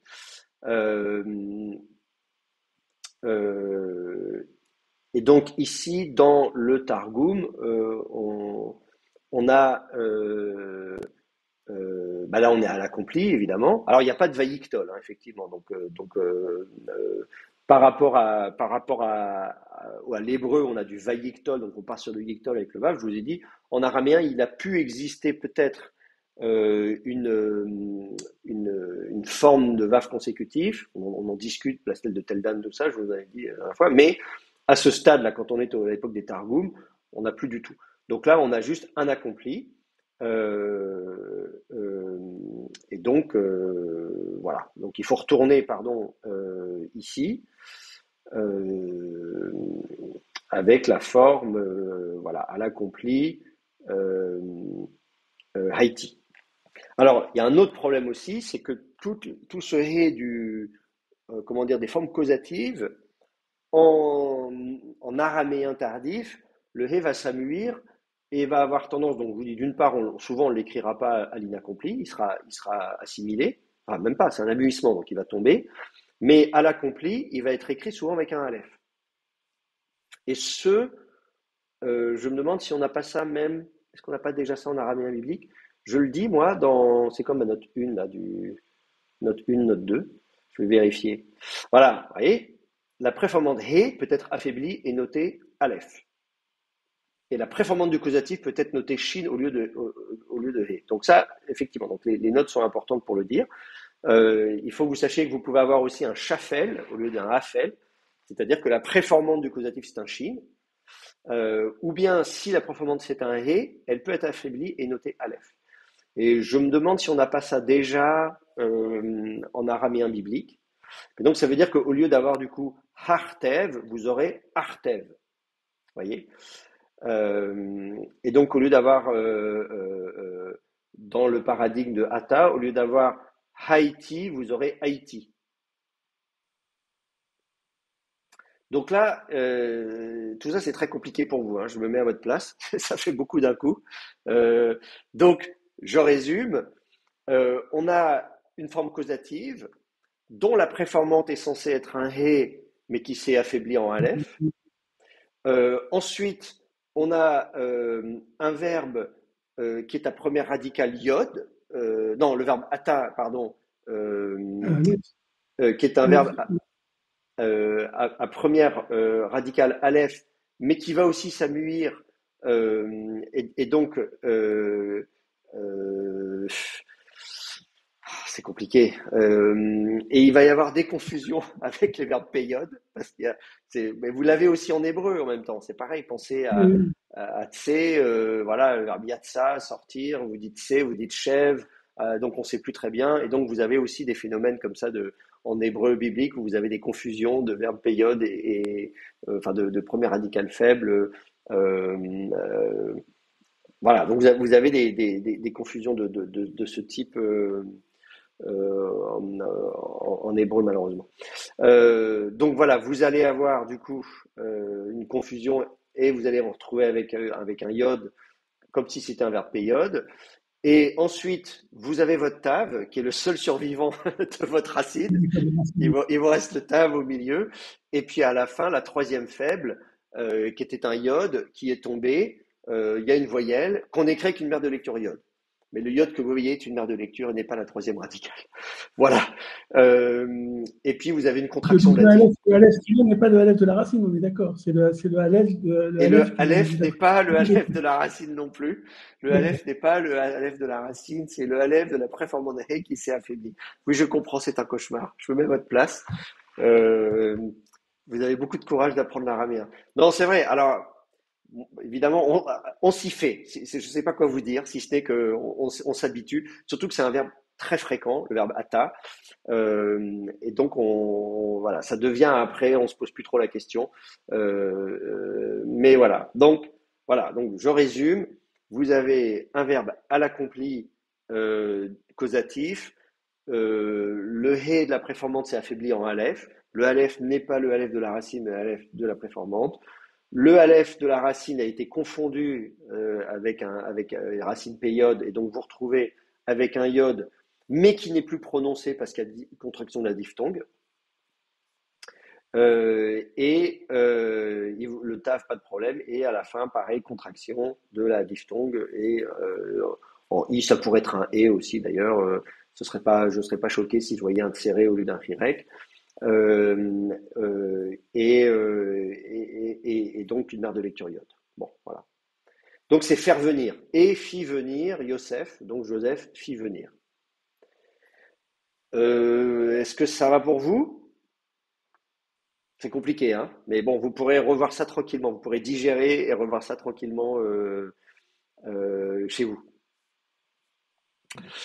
C'est aussi pour ça que je fais un targum avec l'hébreu à côté. Parce que quand vous avez Vayavé, vous savez que c'est là venir et que c'est du ifil, etc. Parce que c'est clair que pour des débutants d'araméen, vous voyez, si je vous donne ça comme ça, vous n'auriez pas trouvé que c'était l'herbe ata.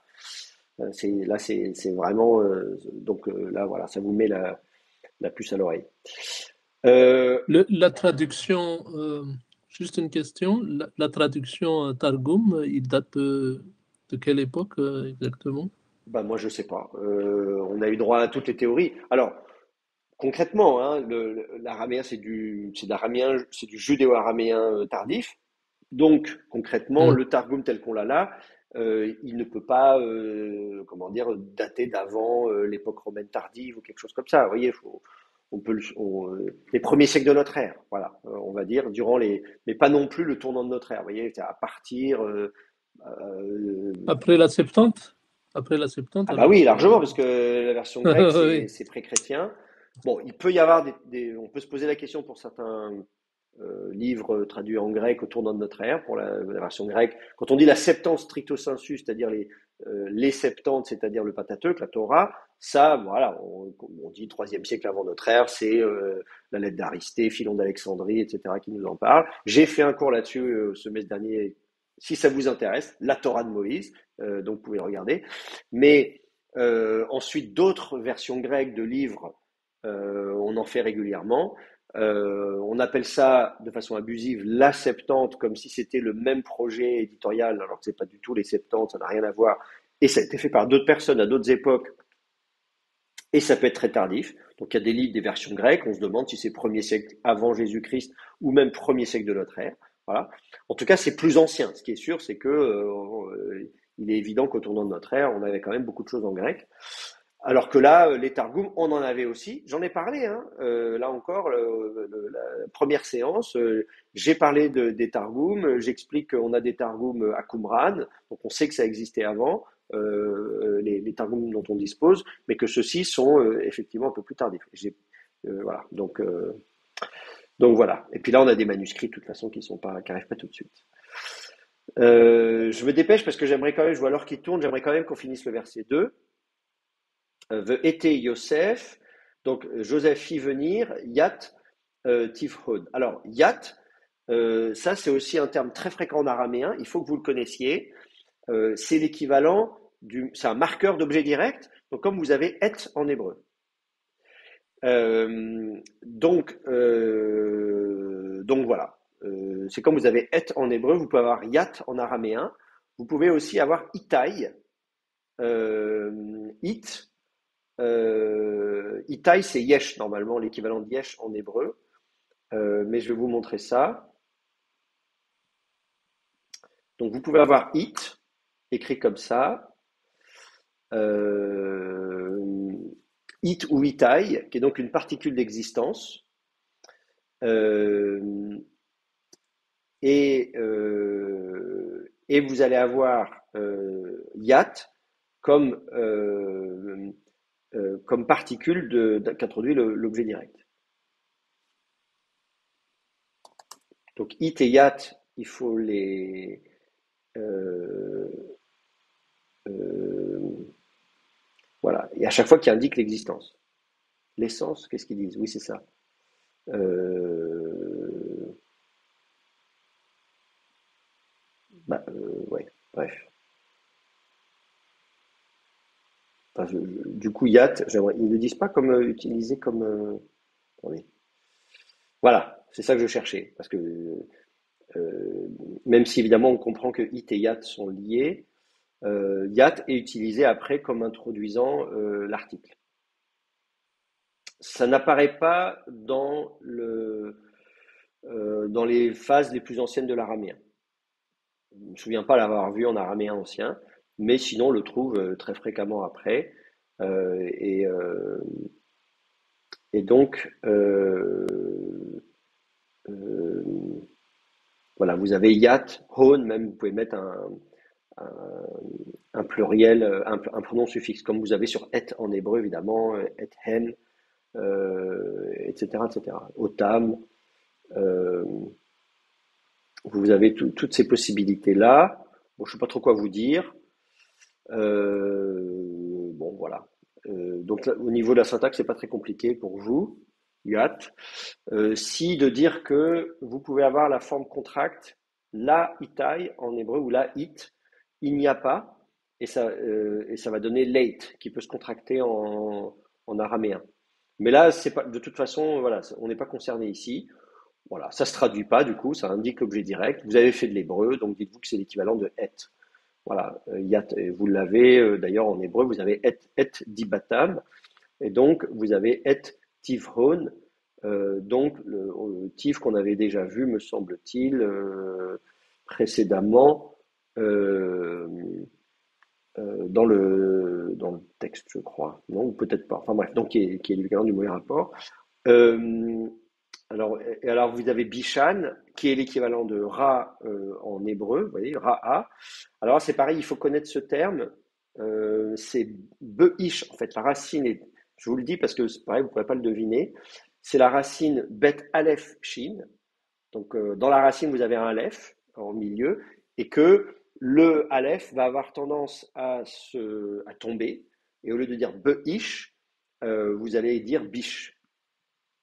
Ça va être la même chose pour la tête. Vous voyez, en araméen, vous allez avoir aussi le problème où vous allez avoir, vous voyez, resh, donc la tête, euh, qui est la même chose que roche en hébreu, hein, ref aleph, resh aleph shin, euh, qui va s'écrire normalement resh, mais qui va parfois s'écrire du coup resh, c'est-à-dire que le aleph devient quiescent. Le aleph, normalement, c'est une consonne. Hein. Normalement, il est dans ce terme-là. Vous voyez, quand vous avez raïs en arabe, le aleph, il se prononce. Hein. Mais il devient quiescent, donc du coup, on ne l'écrit plus. Voilà, resh. Et après, on dit, ah, on va quand même mettre une mère de lecture. Qu'est-ce qu'on met comme mesure pour un son? Eh ben, yod. Bon, voilà. Et donc, vous allez voir écrit comme ça, resh. Et donc là, ça va être pareil. Vous allez avoir beish.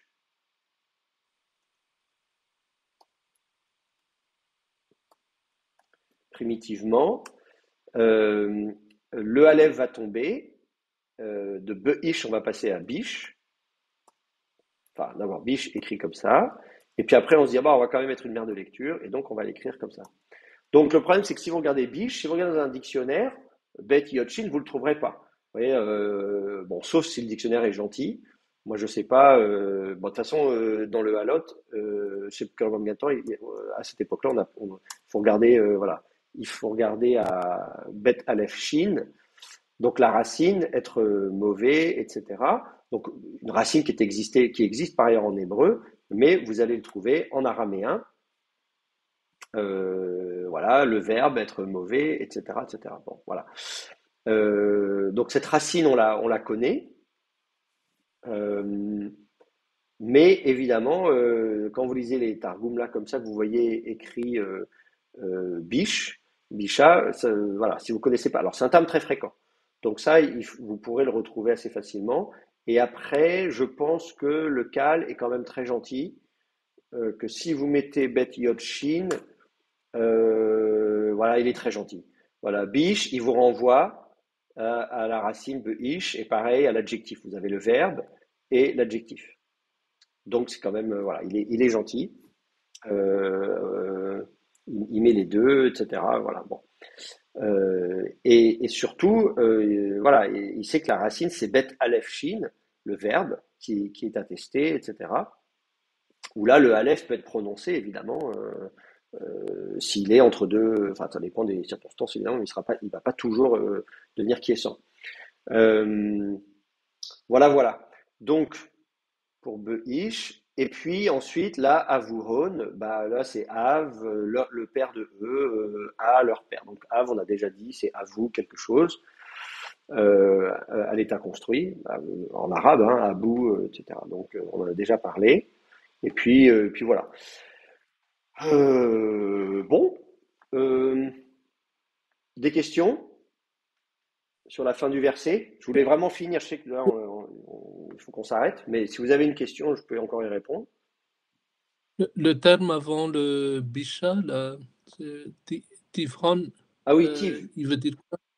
Mhm. Ah, bah alors, donc, c'est pareil, quand vous ne connaissez pas un terme, vous regardez dans le cal, mais concrètement, évidemment, euh, euh, le terme, vous avez une idée puisque forcément c'est une traduction de l'hébreu, donc on va vous dire que c'est donc le rapport. Voilà. Euh, voilà. Donc vous allez le voir écrit Tiv ou Tev, vous voyez, on dit que c'est écrit Tev, Teba, etc. Bon, voilà. Donc, ce qui est intéressant quand vous voyez que c'est Teba, ça vous dit que c'est une racine géminée. Donc, la racine, c'est tête, bête, bête. Et d'ailleurs, s'ils sont très gentils, ils vous disent, vous pouvez cliquer dessus et on vous dit, bah oui, en fait, la racine, c'est tête, bête, bête. Et donc, qui dit, bah voilà, il faut informer. C'est l'idée d'informer. Donc ça, c'est juste du vocabulaire. C'est pas un terme très fréquent, d'ailleurs. Je ne sais pas s'il a attesté en hébreu le verbe, la racine tête, bête, bête. Elle est peut-être attestée en hébreu. Mince, où est mon tête?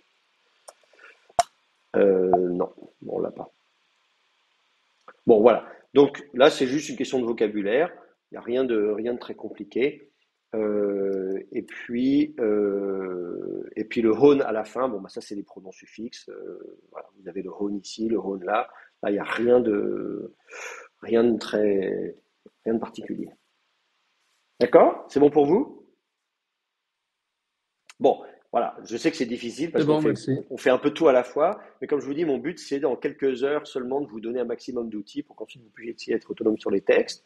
N'hésitez pas à reprendre, vous savez que le cours est enregistré, vous avez la vidéo, vous pouvez reprendre le cours au besoin et me poser des questions la prochaine fois aussi, à chaque fois, bien sûr, en début de séance. Il ne faut pas hésiter, si vous avez des questions sur la séance d'avant, je suis là pour y répondre.